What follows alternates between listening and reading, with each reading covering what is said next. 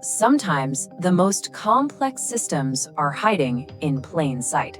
Take a simple 9-digit number issued by the IRS. You think it's just for paying taxes, right? Well, what happens when that number gets caught in a massive crossfire between tax collection and immigration enforcement? That's the story of the ITIN, the Individual Taxpayer Identification Number. And today, we're going to break it all down. All right, so here's what we're going to cover. First, we'll look at why this number was even created in the first place, its simple purpose. Then, we'll see how things got complicated, a classic case of mission creep. After that, we dive into the big one, a 2025 enforcement agreement that really changes the game. We'll look at the strain this is putting on the entire system, and finally, we'll get to the core tension here, a showdown between trust and enforcement. So, this really is the question at the heart of our entire discussion today. What happens when a tool designed for paying taxes turns into a tool for tracking people? And believe me, the fallout from this is way bigger than you might think. Okay, let's start at the very beginning. To really get what's going on now, we have to understand the original plan. What was this number even for? All right, so back in 1996, the IRS created the ITIN, and its purpose was incredibly straightforward. It was for people who had to pay U.S. taxes, but for whatever reason, weren't eligible to get a Social Security number. The logic was really simple, right? If you earn money in the U.S., you've got to pay taxes on it. The ITIN was just the piece of the puzzle that made that possible. But you know how these things go. A tool is created for one thing, and then it starts getting used for a whole bunch of other stuff. It rarely stays in its neat little box. And that's exactly what happened here. The ITIN started to take on a life of its own, something we call mission creep. So pretty quickly, the ITIN became way more than just a tax number. It kind of became this unofficial key to financial life in America. Think about it. People started using it to open bank accounts, get credit cards and loans, even secure mortgages or apply for a driver's license in some states. Now, it was never, ever designed for this, but it filled a huge gap for people who needed some way to prove their identity to participate in the economy. And this is where things get really messy. You have this massive contradiction. On the one hand, everyone from banks to DMVs is accepting the ITIN for ID. But on the other hand, you have the U.S. Treasury Department itself putting out official guidance telling banks not to rely on it for identity verification. So just imagine being a bank, right? You're getting completely opposite signals. It's a classic case of being caught between a rock and a hard place. Okay, so all of this tension, this mission creep, it was all building up to something. And that something is the breaking point. A formal agreement that makes this dual role official. It basically puts the IRS and another major federal agency on a collision course. Look at this timeline. From 1996, for almost 30 years, the story of the ITIN was pretty simple. It was about paying your taxes.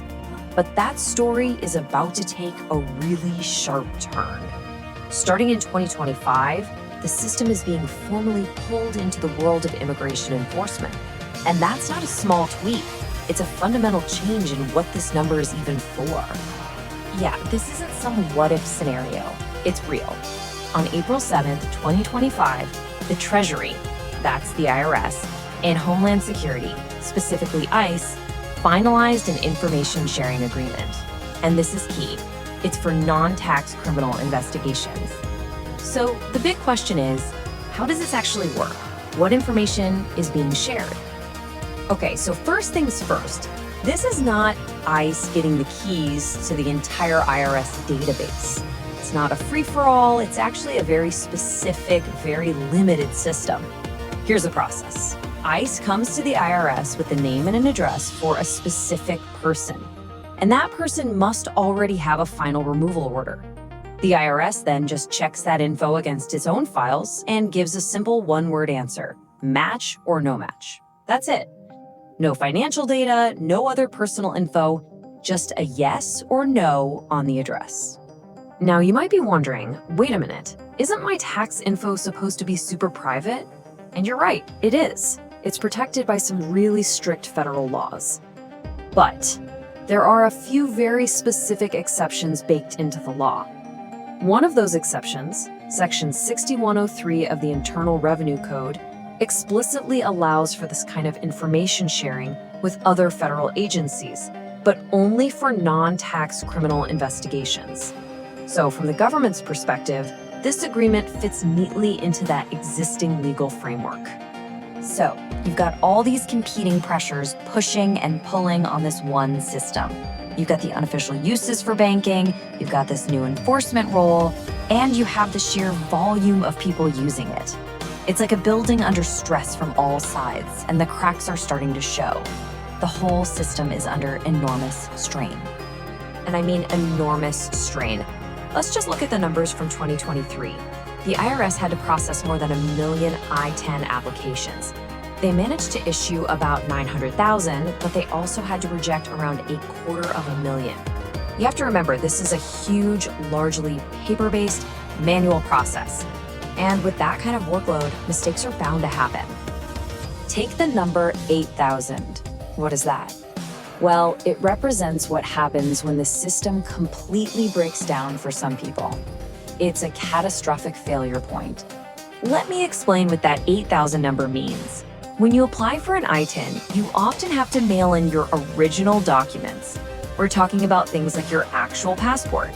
In 2023 alone, the system got so backlogged and chaotic that the IRS apparently lost contact with thousands of applicants. And they ended up destroying almost 8,000 of those taxpayer documents. Just pause and think about that. Imagine sending in your passport and being told it was destroyed.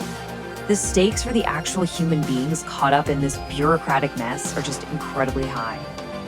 So, all of this, the mission creep, the new agreement, the system strain, it all brings us back to one fundamental, unresolved conflict. The real battle at the very heart of the ITIN program.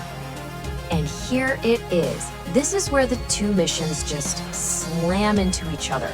On one side, you have the IRS, whose entire system runs on trust, right? We all voluntarily hand over our most sensitive financial info with the understanding that it's confidential. That's the bedrock of tax compliance. But on the other side, you have ICE, using that system for immigration enforcement. This can absolutely shatter that trust. I mean, it begs the question, why on earth would anyone voluntarily file their taxes if they're worried that the information they provided could be used against them? And that really is the ultimate question here, isn't it? Can a single system serve two completely different and maybe even opposing masters? Is it possible to build the trust you need for tax collection while at the same time using that very system as a tool for enforcement? The future of the ITIN program and the lives of millions of people who depend on it really does hang in the balance.